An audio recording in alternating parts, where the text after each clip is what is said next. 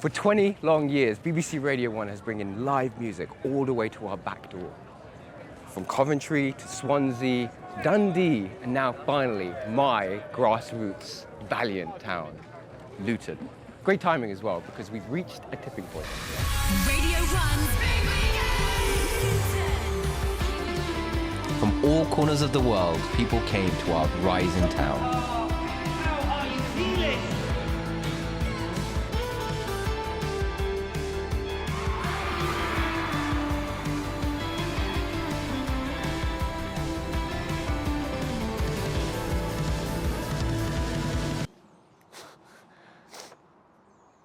I'm just trying to figure out like hand gestures.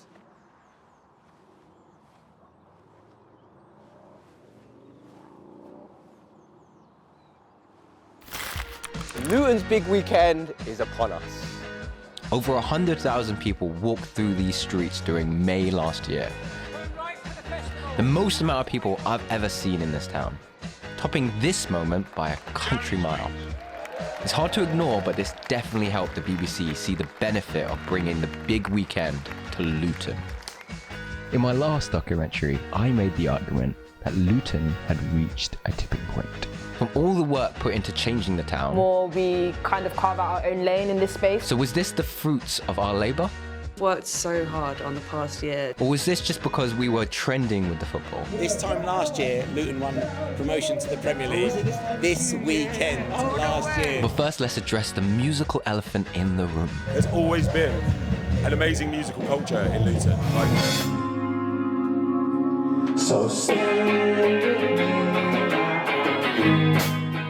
We got jazz at the Bear Club, an assortment at the Hat Factory, local pubs with local bands play at the George and the Wells. We're actually going to play some music now.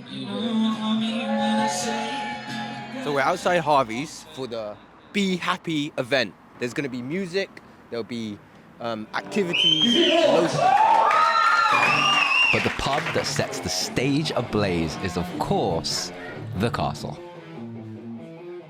A pub that's hosted an alternative music scene since the 80s. Within the rocking walls of this pub is a group called the Vandalism Begins at Home, a group I've mentioned in my last documentary, but our work with them didn't stop with the tipping point. We continued to work with them. And working with them opened my eyes to the musical talent in this town. I am invested to see them succeed. So naturally, I waited with bated breath to find out who the BBC would choose from Luton. Let me quickly do the faraway one. There was a few good picks from Luton. Cool. You want to quickly focus on me? Miles Smith, I want full fucking energy. Is that okay with you guys? J.W. Paris,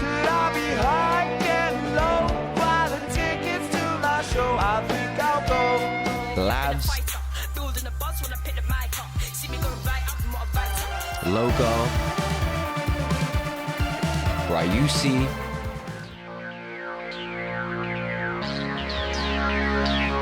and we managed to get an interview with two introducing artists before the event, Logo and Labs. I wanted to find out what this meant to them, and maybe it can help me understand what it means to Luton. So we're not actually in Luton right now. We're in Bedford, here to see Logo. Set to play on Sunday, the day of Coldplay. While not being from Luton, I still felt they were cut from the same cloth. Tom on drums, Toby on keys, Sarah on vocals and guitar, and lastly, there's Brad on bass, who did grow up in Luton. Okay, can you guys tell me who you are? We are Logo. You are Logo. Okay, and what is Logo? Logo was originally born from Sarah's mind. I think it's kind of cool because a lot of the stuff I'll be talking about is very personal to me, and I'm an emotional gal, but these guys somehow, parts that they make are like, it feels like very in tune with what I'm trying to say, which is nice.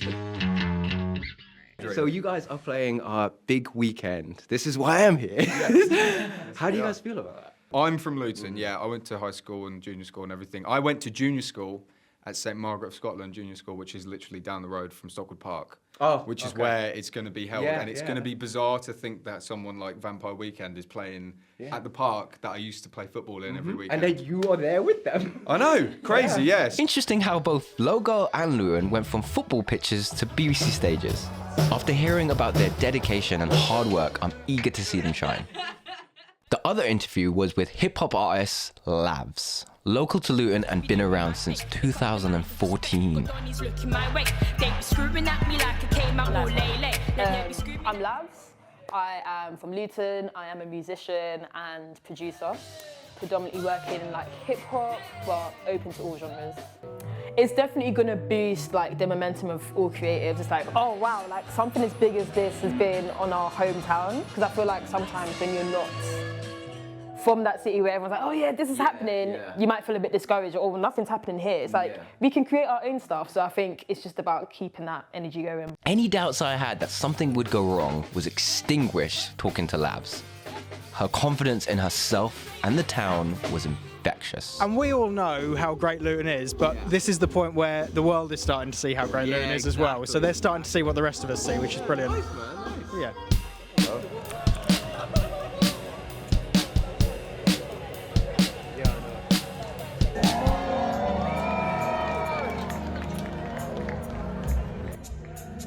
Yeah. Once I've spoken into the mic, all those like anxieties and like nervousness just goes. It's like, okay, I'm here. Let it go, kind of. Yeah. Just trust in what you've done. Exactly. I'm here to tell a story. People are here to hear it. People don't know what to expect. It's a mix. It's like, I don't know you, and then you have the people that are there for you. So it's all about just representing myself. Big up yourselves, Luton, for coming out for me today. Before I go, let me make some noise for my band. We sadly didn't get tickets for Friday, so we didn't get to see Lavs. I really wish I was there, even just for her set.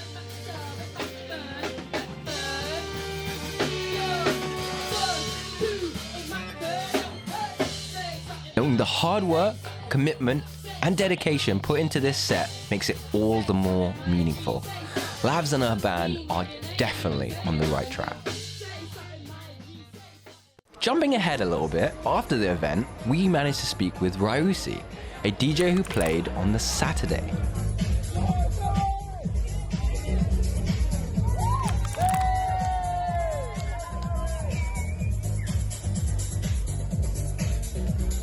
Having grown up in Luton and just played at the event, she helped me piece together what it meant to the town. You can sling it, give it a nice little sling. Cool. Yeah. So tell me a bit about yourself. So I'm a producer and DJ. Originally grew up in Luton, but I'm now currently based in Bedford. Okay. So how did you think the day went? Oh, it was spectacular. Yeah? Start to finish, I was just buzzing. Could barely get any sleep the night before. Like, if someone said, like in a couple of years' time, big weekend will be at Stockwood and you'll be playing, I'll be like, shut up, like what? Like, it doesn't make any sense. Like, even just for them to do it in Luton, I was like, fair play.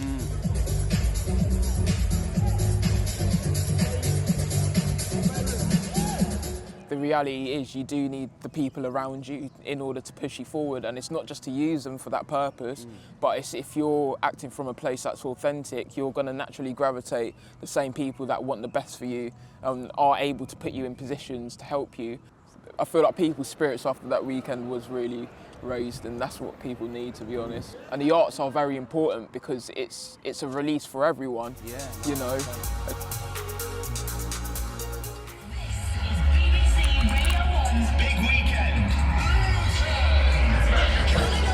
Oh, can you hear me? Is it coming up? Entering the event and seeing inside, I was amazed at how different everything was. They had completely transformed the space.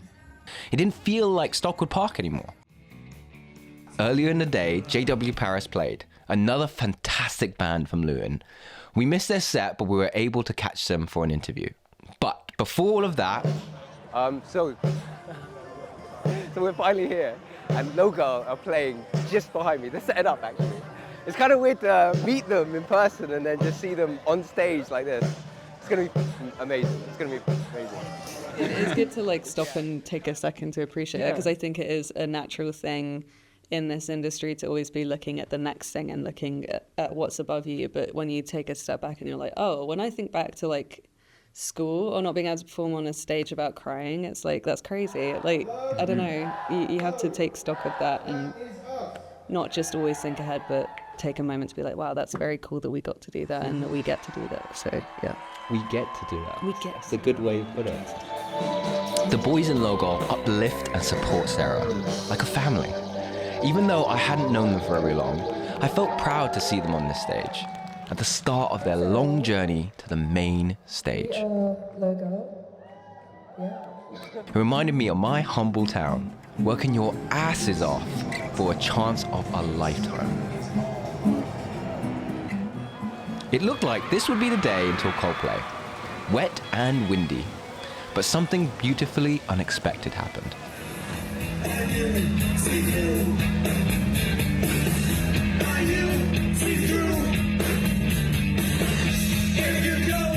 We are JW Paris. We are born and bred in Luton, and we have just played BBC One's Big Weekend on the BBC Introducing stage. Yeah, and it's been incredible. It's been. How are you guys feeling? I'm still high on adrenaline. You guys started in Luton?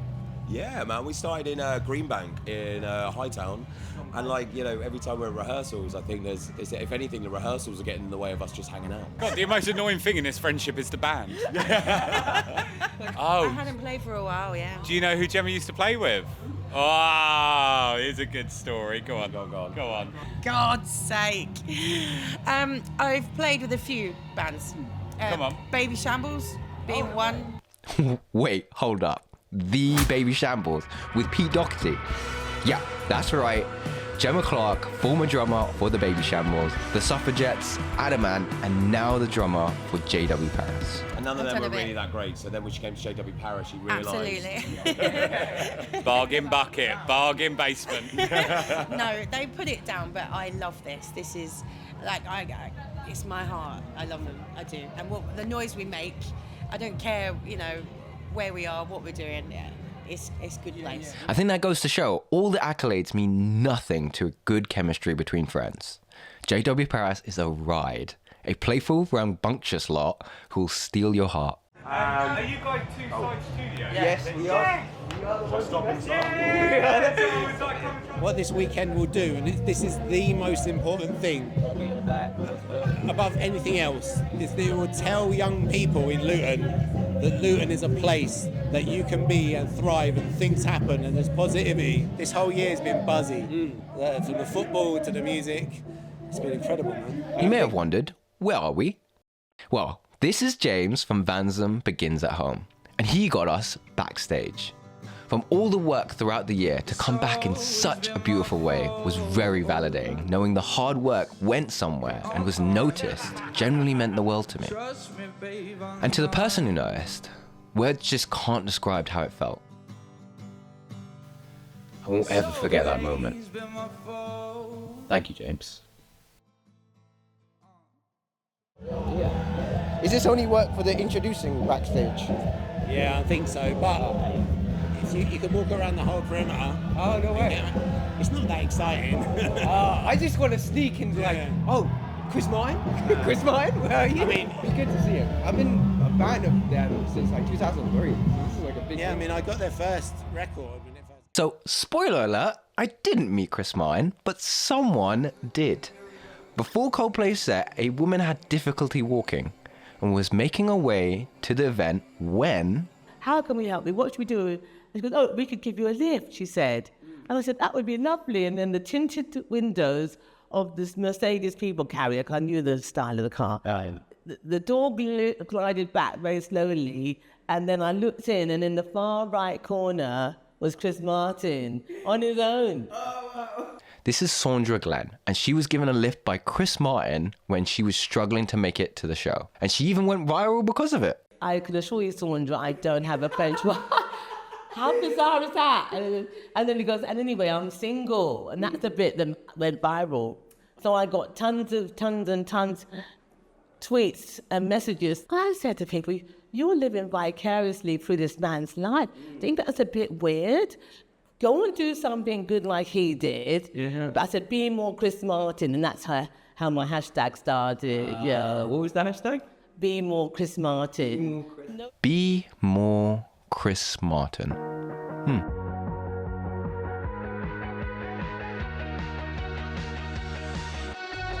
Back in the festival, as a crowd gathered outside the main stage waiting for 4 guys from London who, interestingly enough, played at Glastonbury within the new bandstand in 1999. Fast forward 25 years and they're the biggest bands on the planet. I guess you really can't tell who will be the next one on the main stage. Luton, please give it up for Coldplay. We've been playing this One Big Weekend since we were basically children. And the reason we play One Big Weekend is because without Radio 1, we would never have kept our job. So we're so grateful to them.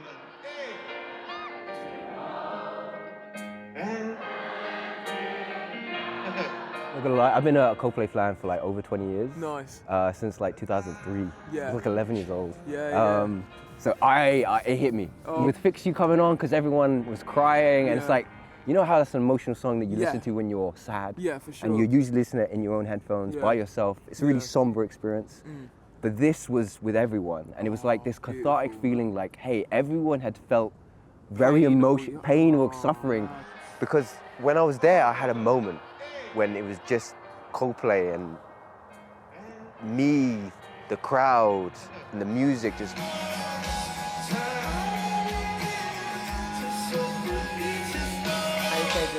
Have you heard about the DJ challenge where they've asked you to change the yellow to orange? You said yes. I said, and I have done something. I said, what, you're changing the words from yellow to orange? He goes, I'm not going to tell you that, Saundra, but I'm going to tell you, wait for the last song on the stage tonight. This generally meant the world to us. The smallest song sung by the biggest artist.